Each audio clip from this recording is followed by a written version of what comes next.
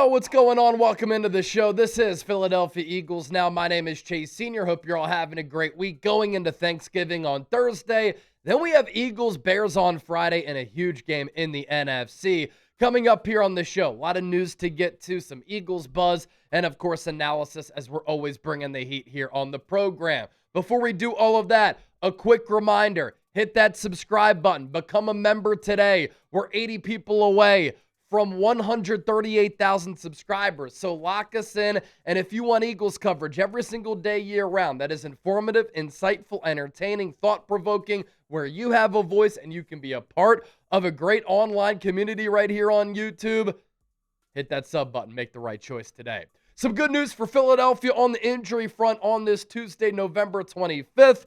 Vic Fangio, Eagles defensive coordinator, one of the finest defensive minds in the history of football, speaking with the media today, and he updated all of us on Reed Blankenship's status. Left that Cowboys game with that thigh injury, and the Eagles in that secondary had players going down like flies. Blankenship got hurt, Andrew Makuba on that big Dak Prescott to George Pickens pass, which set up that chip shot field goal for Brennan Aubrey, got rolled up on by Sidney Brown. And so he has a fractured ankle. He's going to go on injured reserve. And the rookie second-round pick out of Texas, who's played pretty well this year, he's been one of the top rookie defenders in this draft class, might be out for the year. And so he won't be able to play at that safety spot. Adoree Jackson suffered a concussion on a short week with the Eagles hosting the Bears on Friday. Might not be able to clear concussion protocol. And so he might be out at that cornerback spot. And this Eagles defense against Green Bay,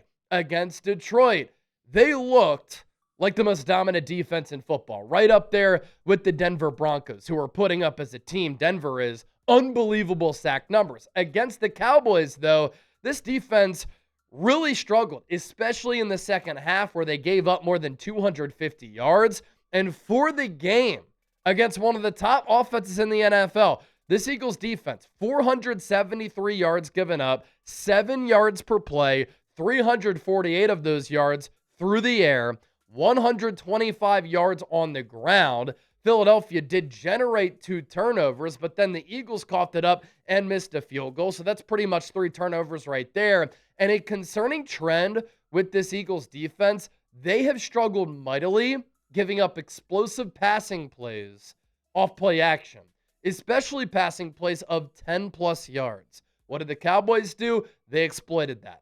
What do the Bears do? Ben Johnson likes to run the football and establish that ground game, but operate play action off of that. And so this is going to be a difficult task once again for this Eagles defense going up against a Bears offense that is 8th in points per game, 6th in yards per game, 8th in yards per play, 8th on third downs, 16th in the red zone. While we're here, this is a Bears defense that hasn't been superb this season. 27th in points per game, 27th in yards per game, 30th in yards per play, 11th on third downs, 26th in the red zone. They have gotten better, though, over the last couple of weeks. You know who's really helped them, who got a game ball a couple of weeks ago? C.J. Gardner-Johnson, who's with his third team since winning that Super Bowl with the Eagles back in February. And Caleb Williams this year. The accuracy, still a little bit of a problem, but he can rifle it in there with a great arm. He can make plays happen with his legs out of structure and does such a good job of extending plays. So disciplined pass rush lanes going to be important in this game. He's made some pretty solid decisions with the ball. He has 19 total touchdowns on the year to just 4 interceptions, and he has 293 rushing yards to Jalen Hurts' 298. Hurts 17 passing touchdowns to 1 pick, 8 rushing touchdowns as Hurts has the edge there. And then the completion rate, Hurts has the advantage there by about 8 percentage points. And so if the Eagles can get and have Reed Blankenship on the field for this game against a really good offense, while they are very injured in that secondary, it's going to help out Vic Fangio's unit. And you look at some of the numbers for Blankenship in here in 2025, I think he's played better than what the PFF numbers show. But I think this is good if you want the Eagles to hold on to Blankenship after this year, because I don't know if he's going to get a bag. If other teams look at some of his numbers here, or at least he'll be more affordable for the Eagles if they want to retain him. Leadership-wise, making big-time plays, being an all-around player at that safety spot. I do like Blankenship a lot as a player, not just because a lot of commenters think that I look like him, an older version. Overall PFF grade this year, 45.4, 89th among 94 qualifying safeties, but as a pass rusher, he can be utilized there, although he's better in that back end and is used more so there. 67.8 the grade there. That's 32nd. Run defense grade, starting caliber, 73.2. His coverage grade, 34.9. That really surprised me. 93rd among 94 safeties. But over the years, as a guy who was a UDFA at a Middle Tennessee State, he's made big play after big play. And in a game like this, between two really good teams, a big play can sway the outcome of it. As for what Vic Fangio said about Ben Johnson's offense, one of the better defensive play callers in the sport, going up against one of the better offensive players in the sport. It's a great scheme, Vic said. They do a great job calling the game, mixing it up, marrying their run game and their pass game. Hello, Kevin Patullo and Nick Sirianni. They're highly ranked in a lot of areas, and I don't think it's any accident. They've got really good players, and it's a great scheme and a great play caller. Ben does a good job of mixing it up. They package things well together. They play multiple personnel guys, and they're under center a good bit, probably more than most teams in this league. Kudos to him and his staff for bringing that young quarterback along, who I don't think ever played under center in college. He's doing a great job, and they have fought through a lot of the pitfalls, and now they've got a quarterback that is executing their offense the way they want to, and that is a credit to Caleb Williams. I don't always love his body language. I don't always love how he sulks on the sideline when things don't go right. But over time, he has played better in Ben Johnson's offense. So to round this out, if Blankenship plays, good sign, good news for this Eagles defense. If he does play, who will man the other safety spot? I think it comes down to two players here, and I think it's going to be a rotation. Fangio said he likes what he's seen out of Sidney Brown in practice. Of course, he's going to say that. You know, with Sid, he's going to bring physicality to the position. He's not going to have as good of range as Andrew Makuba. He's not going to be as good with his ball skills as Andrew Makuba. He's a different player and more of a downhill thumper that can help you at times, that can hurt you at times when he over pursues and takes himself out of plays. Michael Carter, the trade deadline acquisition, has been getting cross-trained at the safety spot. He played a little bit of that against the Dallas Cowboys, and so look out for him to play at that safety spot too. Maybe a little bit of nickel when Cooper DeJean goes to the outside. Fangio was asked about DeJean playing on the outside. He said he got beat a couple of times, but the positioning was pretty good. Just couldn't get to the football, and that happens sometimes. So today's poll question is this: Eagles-Bears Friday on Amazon. It's going to be aired in 200-plus countries across the world. Going to be awesome. A lot of eyes on this football game, and a huge one inside the NFC. Is this going to be a get-right game for the Eagles? G for get right, L for loss if you think the Eagles are going to lose. Share your thoughts with me down in the comment section right now. More to get to on today's Philadelphia Eagles Now, but we do have a brand new sponsor that we need to tell you about.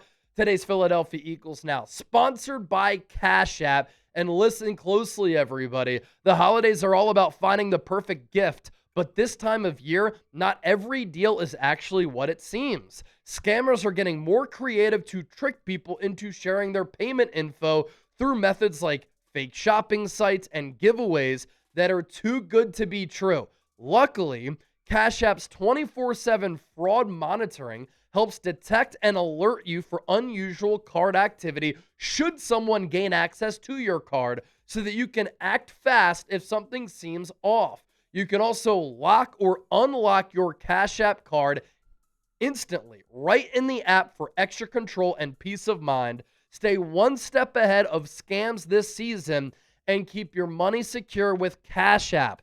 Gift yourself some peace of mind this holiday season and download the Cash App today. For a limited time only, new Cash App customers can use our exclusive code to earn some additional cash. For real. Just download the Cash App. Use our exclusive referral code, SECURE10 in your profile. Send $5 to a friend within 14 days, and you'll get $10 dropped right into your account. Terms apply. That's money. That's Cash App. Cash App is a financial services platform, not a bank. banking services provided by Cash App's bank partners, prepaid debit cards issued by Sutton Bank, member FDIC, promotions provided by Cash App, a Block, Inc. brand. Visit cash.app/legal/podcast for full disclosures. We'll put that link down below and all of that information in the show notes and attached to the pinned comment of today's Philadelphia Eagles. Now, all right, let's get to this here. Is Nick Sirianni failing the 2025 Eagles? This was a topic of conversation that we discussed a little bit earlier today. And this is something that we talked about in the aftermath of that Cowboys loss, during the watch party, during our postgame show, but something that has been simmering all season long.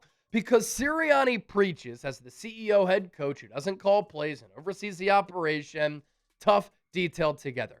He always likes to say, master the things that take no talent.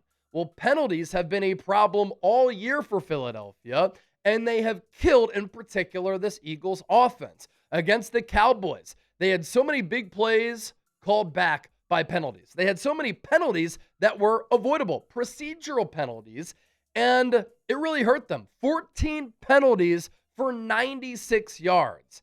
And the penalty issues, they've been lingering all year long. Penalties by game for the Birds: 9, 6, 5, 8, 9, 4, 8, 5, 7, 9, 14. That's an undisciplined football team right there. That's a sloppy football team right there. That is 6 games with 8 or more penalties for the Eagles this year. Last year, they had 8 or more penalties 4 times in 17 games. And so you look at the Eagles' penalty rankings. They are one of the worst teams in the NFL as far as getting penalized. They have 81 penalties this season, 26th in the NFL. Penalty yardage, 721 yards of penalty yardage, 27th in the NFL. Their penalty differential, -20, second to last in the NFL. Their penalty yardage differential, -156, 29th in the NFL. Their pre-snap penalties, 31st, 25th in the NFL. Procedural penalties right there. And sometimes these penalties have happened in big spots, wiping out potentially game-changing plays. This is bad for Philadelphia, and it needs to be cleaned up against Chicago, but for the rest of the year. And if it doesn't get cleaned up, the Eagles will not repeat as Super Bowl champions, because you can't win a Super Bowl when you shoot yourselves in the foot that often. Don't forget to give me a follow on social media. I'm on X and Instagram. Massive followings there. Just launched a TikTok. Hit me up there at Chase_Senior as well, and we'll see you soon.